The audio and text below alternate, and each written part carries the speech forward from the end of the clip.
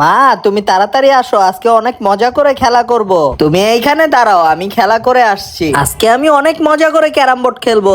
মা, তুমি এখন আমাকে ছেড়ে দাও, আমিও যাব খেলতে। যাক, ভালোই হয়েছে, দুইজন দুই দিকে খেলা করতেছে, আমি বসে বসে দেখতে থাকি। চলো এখন যে এই ছোট্ট ঘরটার ভিতরে অনেকগুলা বল দিয়ে খেলা করব। এখন তো আমি প্রাইভেট কার চালাচ্ছি, ইয়ে অনেক মজা লাগছে। মা, তুমি বিয়ার বক্স দিয়ে ভিডিও দেখবে?